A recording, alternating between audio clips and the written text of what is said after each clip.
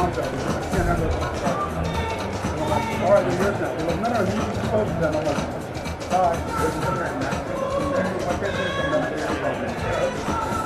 they were paying to get rid of the floor.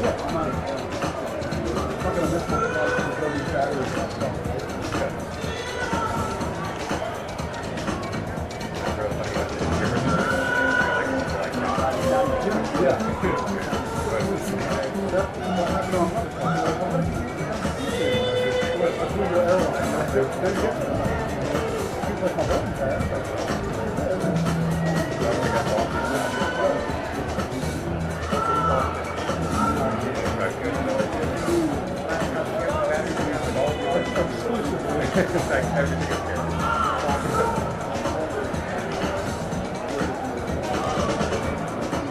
I have those that's like my battery like backpack, so that's something in the battery.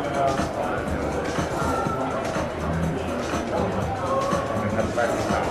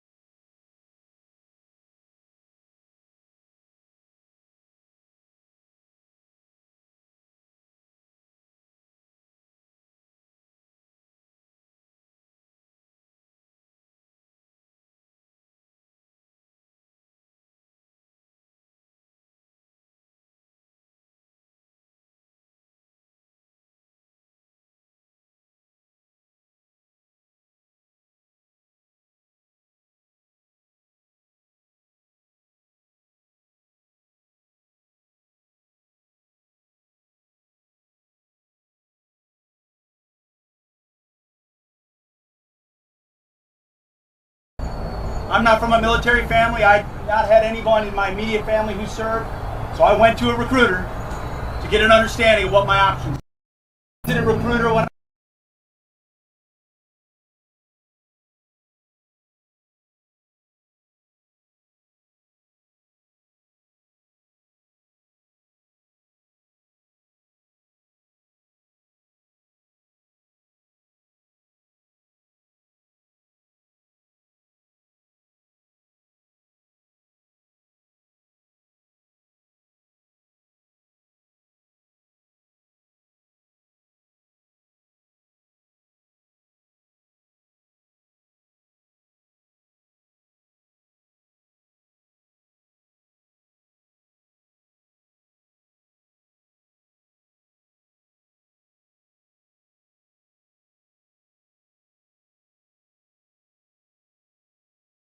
I was thinking about military service in my hometown of Forest Lake, Minnesota.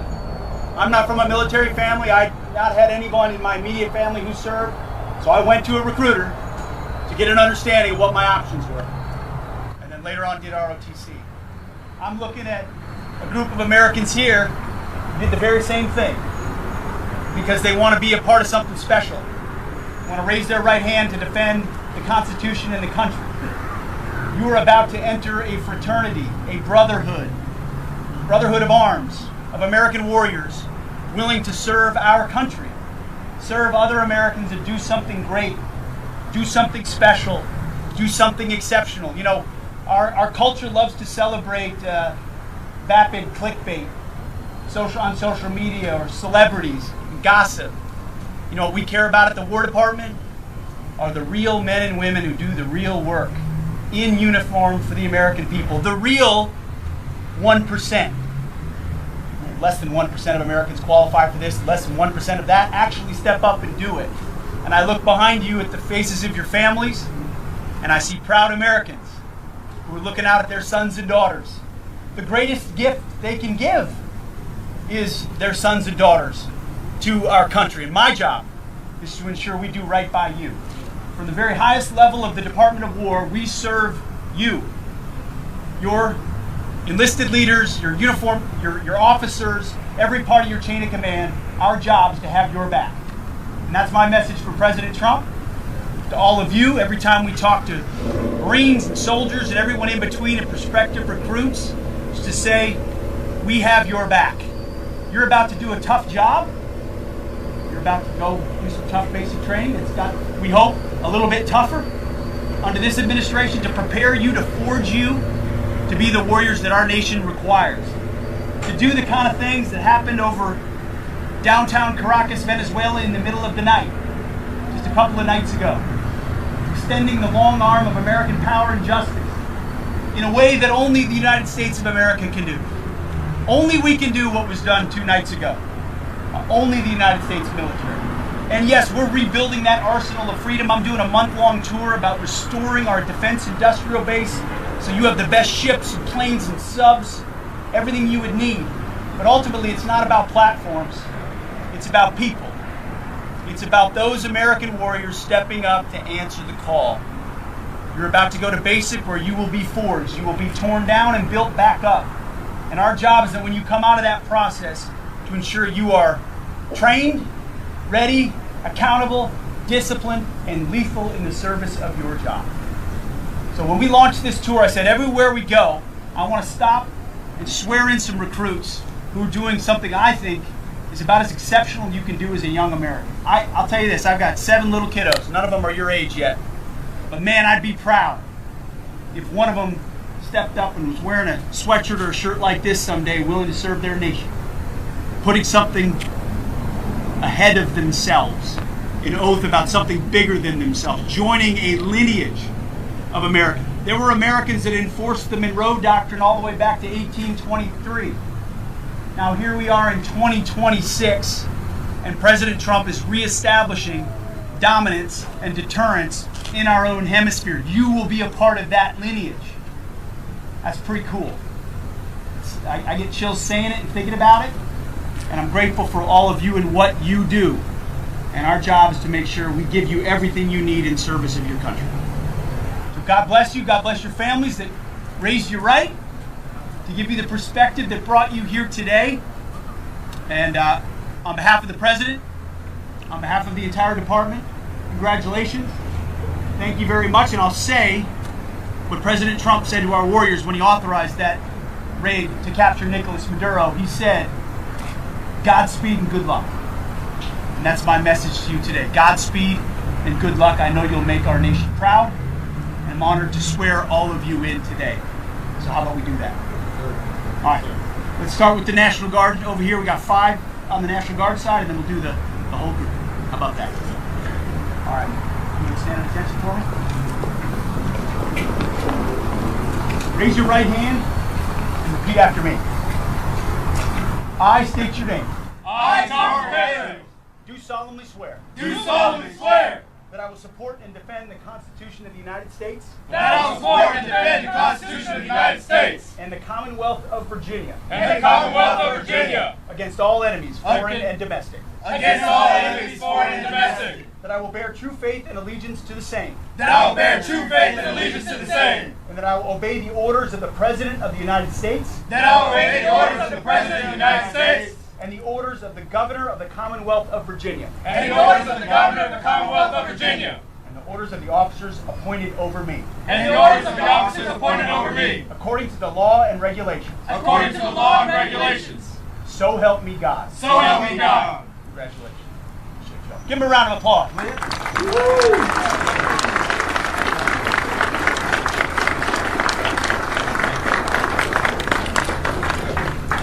All right, for the rest of my group here, if you would, stand at attention.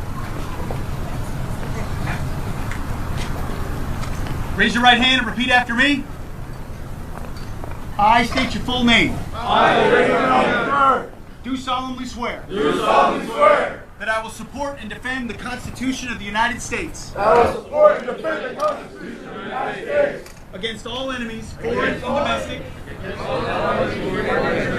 We'll get that one right next time. And that I will bear true faith and allegiance to the same. and I will bear true faith and allegiance to the same, That I will obey the orders of the President of the United States that I will obey the orders of the President of the United States and the orders of the officers appointed over me, and the orders of the officers appointed over me, according to regulations and the Uniform Code of Military Justice. according to regulations and the Uniform Code of Military Justice. So help me God. So help me God. Congratulations. Give him a round of applause.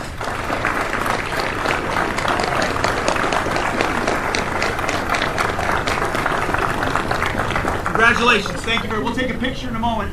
Just one small thing that I'm always reminded of. I had printed on this card the re-enlistment oath that I used when I was deployed to re-enlist soldiers when I was a lieutenant. And I had it recreated and put on a card. Because watching those men and women re-enlist on the battlefield was one of the coolest things that I'd seen. You're in combat, you're re-enlisting for more. I want to kind of remember that right now. And then also, just a note for our friends in the press and others. Last year we had a historic recruiting year. One of the far surpassed from over decades the recruiting numbers that we've had.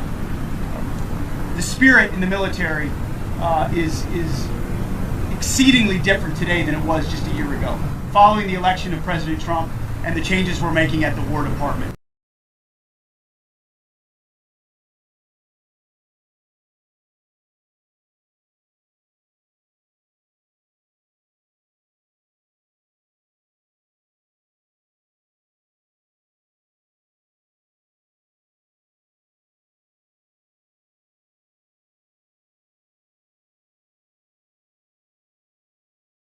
From his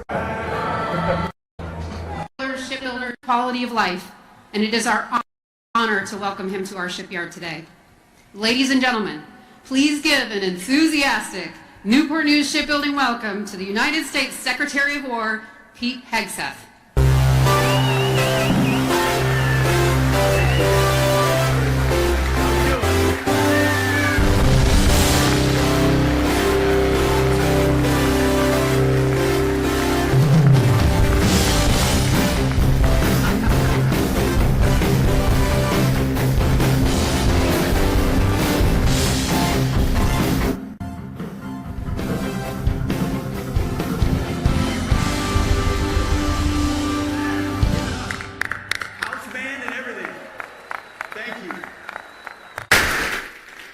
Well, good afternoon. How we doing? Oh, man. It is great to see this beautiful group and to be here in Newport News. And I want to thank all of you for what you do. That's why we're here. That's why we're launching the Arsenal of Freedom Tour. It's about all of you. Some of you are wearing a uniform. Some of you are not. All of you are wearing hard hats, and all of you are contributing to the warfighter. The kind of urgency that we need is you understand the speed and the specificity of the beautiful machines that you create require an expertise and an investment that this administration is prepared to make and make fast. It's always inspiring to stand amongst patriots who quite literally are building our nation's firepower. I had a chance this morning to swear in some new recruits. We have a historic recruiting surge at the Department of War. Record amounts of Americans want to join our uniform class. Last year was a record of multiple decades. This year we're already ahead of last year. Americans are fired up to serve. I also had a chance to go to our next aircraft carrier to JFK. I don't know if you heard, but our aircraft carrier's been busy recently. That one will be busy for decades to come, ensuring America is free and safe and powerful. And now here we are in Newport News shipyard at the USS Oklahoma. And I'm here on behalf of the President, who has from his first day in office operated on a few core principles at the baseline: pure, unadulterated common sense. First, the leader's primary duty is to put America and Americans first. Second, that the surest and only real path to peace is through strength. We're in the strength business. You are in the strength business. And third, that a nation that cannot build things, a nation that can't create its own tools or its own defenses or its own future, is a nation that is in managed decline. President Donald J. Trump looked at that managed decline, a decline that had been accepted by elites in both parties, and he rejected it.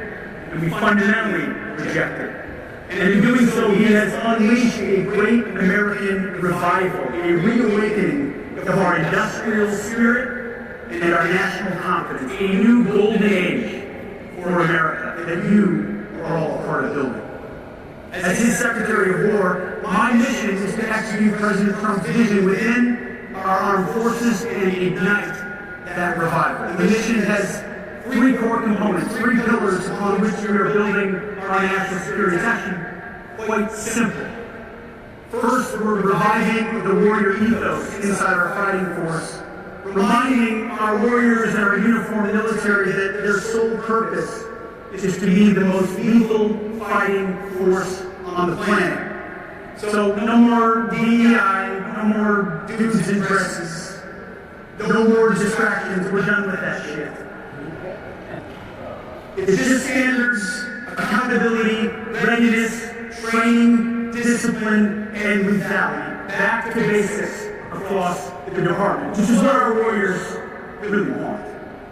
Second, we must and we are rebuilding our military with the best equipment, training, and leadership to ensure our warfighters are never in a fair fight. And you're seeing historic investments, over $1 trillion in the last budget. You'll see even more, and it isn't just in platforms, it is in people.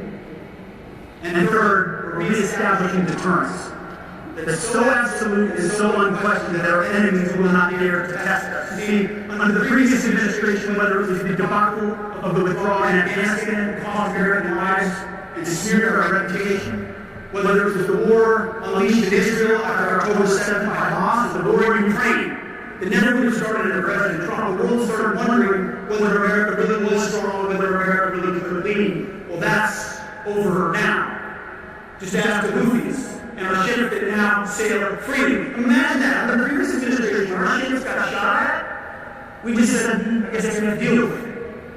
All the way back to Thomas Jefferson, we said, you're not shooting at our ships, and if you do, you may not see tomorrow. Well, we did that with the Houthis, and our ships now sail freely all around the world without being attacked, without being shot at. That's peaceful strength. Same with Midnight Hammer, where our B-2s flew 37 hours down and back and were never seen by the Iranians and dropped 14 precision munitions exactly where they were supposed to drop, obliterating Iran's nuclear capabilities, not to mention the tomahawks that came off a beautiful submarine and delivered that decisive blow as well on our nuclear facilities. Deterrence is back. Not to mention drug boats in the Caribbean and the Eastern Pacific carrying drugs headed to the United States and poisoning American people. We're not playing the whole catch and release game anymore. These are foreign terrorist organizations, the Al-Qaeda of our hemisphere, and we will sink every drug boat headed in our direction. Reestablishing deterrence. Our southern border, which allowed an invasion of people we didn't know who they were in the previous administration, 7 months of zero crossings at our border. A country that isn't sovereign is not a country. Reestablishing deterrence. And then we saw 3 nights ago in downtown Caracas in Venezuela, as nearly 200 of our greatest Americans went downtown Caracas. Seems those Russian air defenses didn't quite work so well today. Downtown Caracas grounded an indicted individual wanted by American justice in support of law enforcement without a single American killed. Reestablishing deterrence.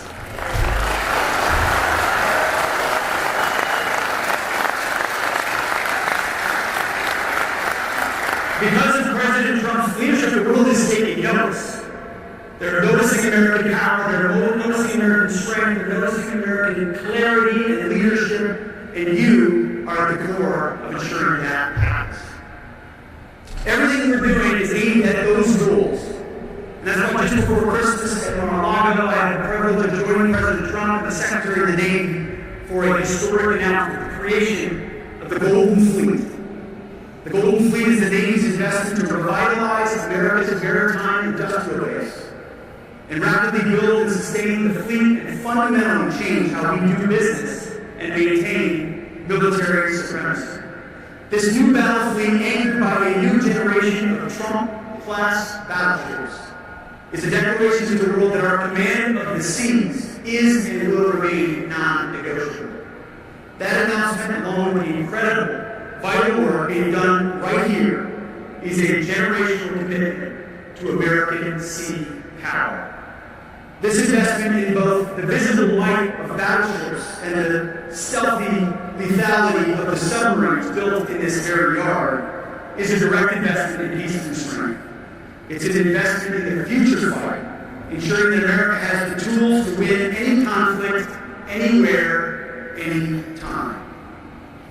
As I mentioned, as was mentioned, today marks the first stop on a month-long Arsenal of Freedom tour from the War Department.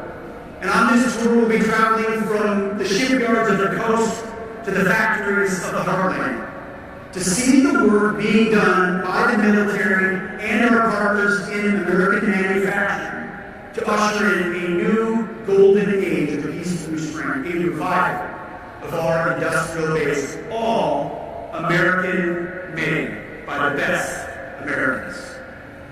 We know that our treasured freedoms are only as secure as our arsenal is strong, and nothing is more important than securing that freedom. So I'm here to thank you, the men and women assembled here today, and those you represent, who are designing and constructing our weapons of war that my children and yours, my grandchildren and yours, will rely upon to ensure the peace, stability, and security of the United States. You are standing shoulder to shoulder with the warfighters of the War Department. Allow me for a moment to speak plainly about the threats to that freedom. We find ourselves in a world of growing threats, a world the comfortable elites in Washington refuse to acknowledge for far too long. For decades, a bipartisan consensus sold this country a dangerous fantasy. They told us that history was over, that the rise of peer competitors was a relic of the past, and that we could afford to trade out our industrial life, our factories, our jobs,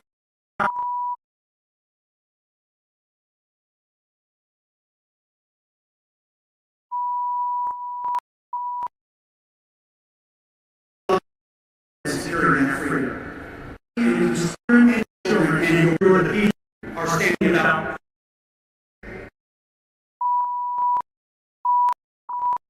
afford that the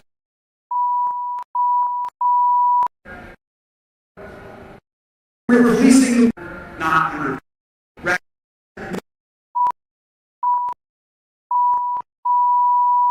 just as the our manufacturing, just as our manufacturing, just as the way it is in a global economy.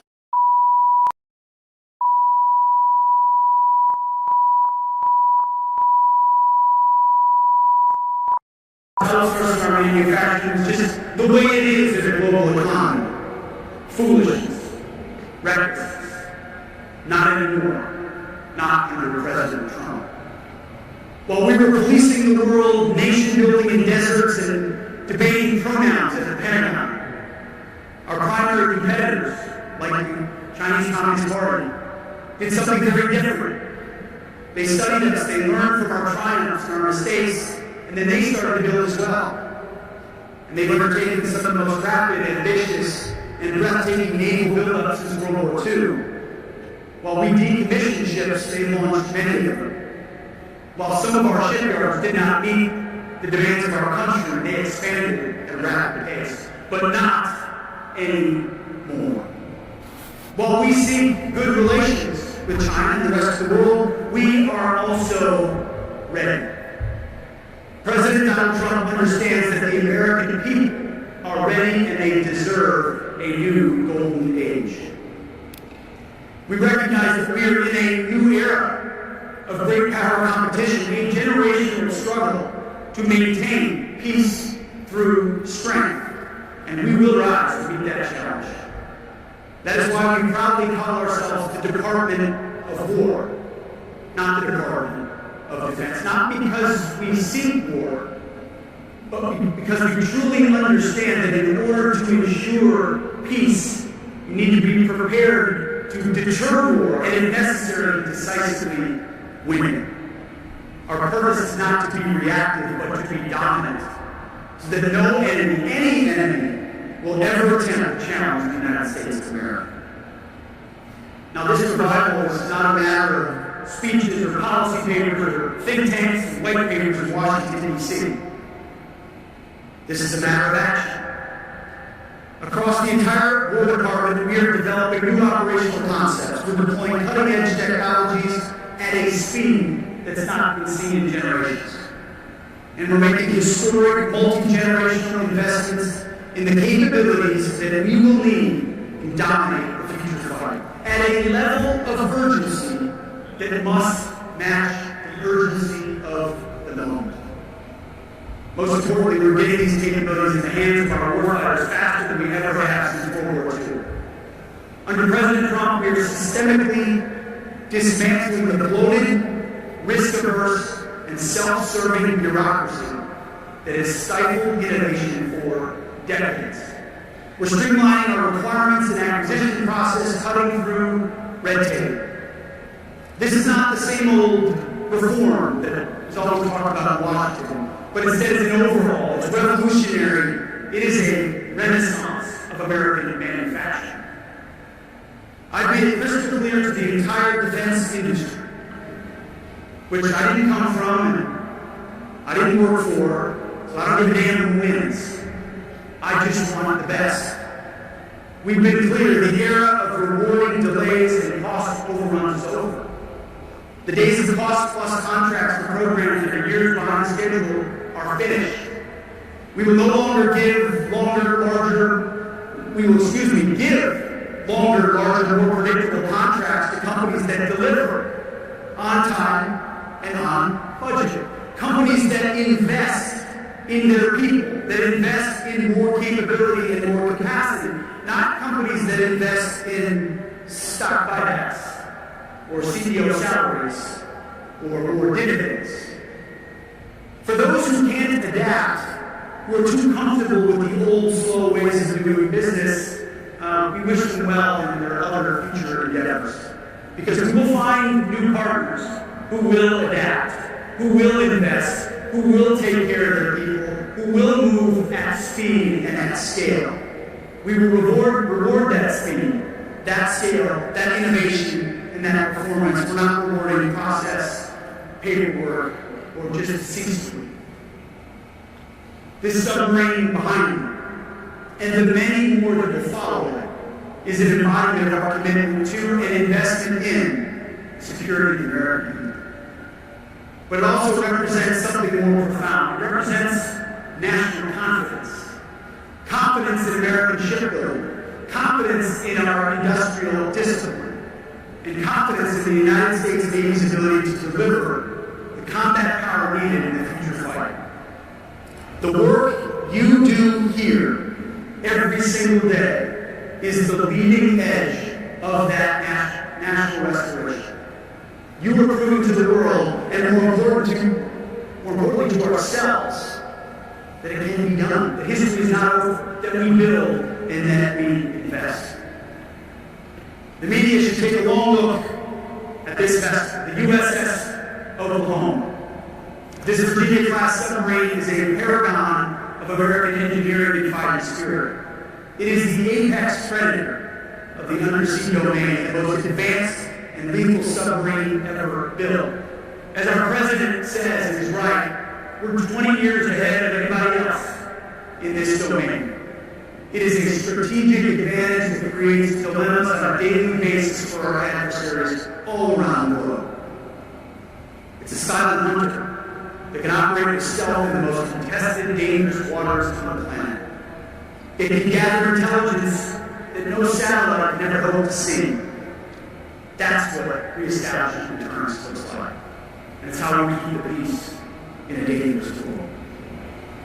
Let there be no mistake, under President Trump, the United States is serious about the demand of our seas and about keeping the most vital shipping lanes open. A larger, more modern, and more lethal fleet, from the new battleships of the Golden Fleet to the advanced submarines we build right here, will provide that undeniable deterrent. It will ensure that America's Navy moves freely and uncontested today, tomorrow, and long into the future. But all the strategies from the Pentagon, all the funding from Congress, and all the designs from our brightest engineers are ultimately meaningless without people on this floor. The welders, the electricians, the pipe fitters, the steam fitters, the engineers, the planners, the skilled tradesmen, hunted in. You are the engine of the arsenal of freedom. Patriots, all of you. Our warfighters cannot win without you. We are in this fight together, shoulder to shoulder. That's why we launched the Arsenal of Freedom Tours, to ensure the workers across America understand how committed we are to you and how reliant we are on your ability to deliver. It's a beautiful codependence action. There is an unbreakable line tying the wrench in your hand to the safety and survival of a 22-year-old American sailor patrolling the depths of the Pacific. The quality of your work, your unwavering commitment to excellence, your speed, your patriotism itself, you give our warriors a decisive edge. Yours is a high calling. You are building a shield for our nation, bolt by bolt, and well after well. In a culture that too often celebrates the shallow, the virtual, and the superficial, you are engaged in something real, something tangible, something lasting. Your workmanship is and should be celebrated. There's an inherent dignity involved in crafting useful, powerful, and lethal things. I mean, there's a reason Jesus was a carpenter, not a politician, right? There's something about building it. Something about building in America. We build better, stronger, more capable, and we will build more and faster because we've done it before, and we're going to do it again. And that's why this administration and this department is fighting for you, your way of life, and the renaissance of manufacturing in this country. We're holding your leadership accountable. We're holding your leadership feet to the fire. Their jobs are on the line to ensure that you can deliver what America needs, that your craftsmanship that you are paid properly, that your work is done safely, that we can move at speed and at scale. Because when our workers succeed, our country succeeds. And a nation that builds is a nation that wins, and our president is a builder. And that's why we build it. So to all of you here today, from the newest apprentice to the most experienced master shipbuilder, and to our sailors who work with them, again, that's where I started. Thank you. I want you to know that whether you're wearing a uniform, coveralls, or a suit, the work you're doing is important, it's patriotic, and essential to our nation. It is a noble calling in a world that has forgotten what nobility looks like. You know, I used some words when I spoke after the raid a couple of days ago that feel outdated to some. They fit perfect for our warfighters. Guts, grit, gallantry, and glory. May we revive those words. May we live them out, no matter how small the task or how big the task, simple or mundane the task or complex the task. Every aspect of what had come together to make that mission successful was an ingredient to the kind of guts, grit, gallantry, and glory that our warriors embody. And you contribute to that. Be proud of what you do here. Be proud of the incredible vessels that you bring to life. They are the guarantees of freedom. The guardians of our peace. A message to the entire world that you should never, ever bet against America. And know that we have your back as you move faster, on time, and on budget, investing in your plants and in your people. We have a lot left to accomplish on behalf of warfighters, and we look forward to continuing to do it. It's the honor of a lifetime. I serve to serve. My job is to make your job easier. That's why our ears to the ground, everywhere we go. What can we do to make you more useful in how you operate? Because together we will rebuild our military. We will restore our industrial might and secure peace for generations to come. We will build the arsenal of freedom. God bless our Navy, and God bless our great republic. Thank you very much.